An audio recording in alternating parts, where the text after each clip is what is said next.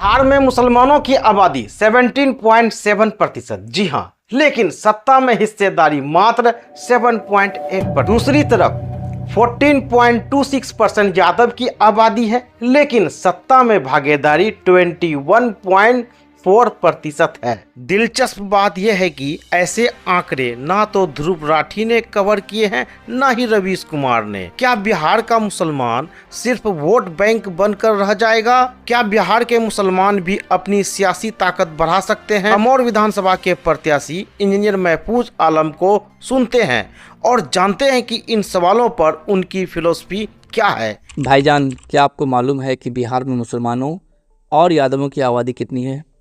जातिगत सर्वे के मुताबिक मुसलमान 17.7% है और यादव 14.26%। लेकिन जब सियासी हिस्सेदारी की बात आती है तो मामला बिल्कुल उलट हो जाता है। अब सुनिए हकीकत। 2020 के बिहार विधानसभा चुनाव में सिर्फ 19 मुस्लिम उम्मीदवार कामयाब हुए, यानी मुसलमानों की सत्ते में हिस्सेदारी सिर्फ 7.8%।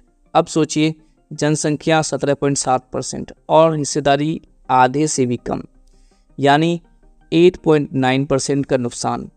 दूसरी तरफ यादव बिरादरी की आबादी 14.26% है, लेकिन विधानसभा में 52 यादव विधायक पहुँचे, यानी हिस्सेदारी 21.4%, मतलब 6.8% का फ़ायदा।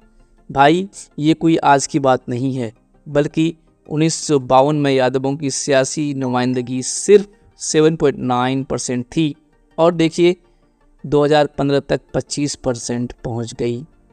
उन्होंने सियासत को समझा, इत्तेहाद, एकजुटता बनाई और अपने हक की लड़ाई लड़ी। अब आप ही बताइए, हमारे 17.7% मुसलमान जो हर गली मोहल्ले में मिलते हैं, वो कहाँ गायब हो जाते हैं? जब सियासत की बात आती है, ये मसला सोचने का नहीं, जगने का है।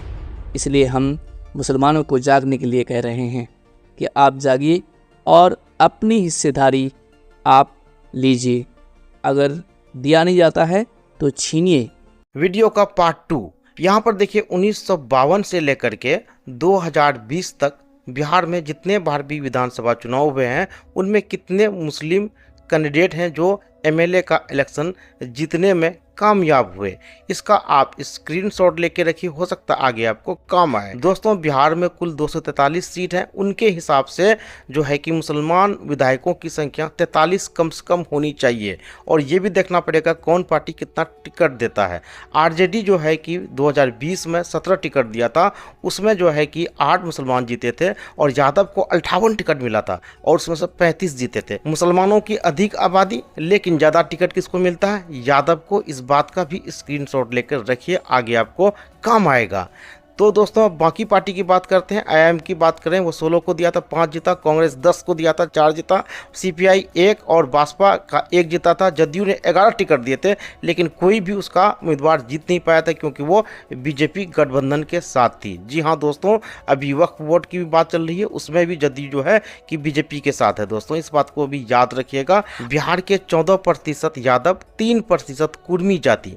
पिछले 33 सालों से उन्हीं का शासन रहा है। हम मुसलमान हंसिए पर हैं और हमारा एक विधायक कभी कभार है ना, एक मंत्री बनता है, बस हो गया, नहीं तो वो भी कभी मिलता है या नहीं भी मिलता है। दोस्तों, कमेंट में जरूर बताइएगा, क्या तेजस्वी यादव को या नीतीश कुमार जी को इस बार 2025 के चुनाव से पहले ही ये बात की घोषणा करनी चाहिए कि बिहार का जो उप मुख्यमंत्री होगा सरकार बनने के बाद, वो जरूर एक मुसलमान को बनाएंगे। मेरी पर्सनल राय है कि जो भी पार्टी 43 सीट के आसपास मुसलमानों को टिकट देती है, हमें एकजुट होकर के उसी को वोट देना चाहिए। दोस्तों, याद रखिएगा, जब तक हमारी सत्ता में भागीदारी नहीं होगी, हमें कहीं पर भी भागीदारी नहीं मिलेगा।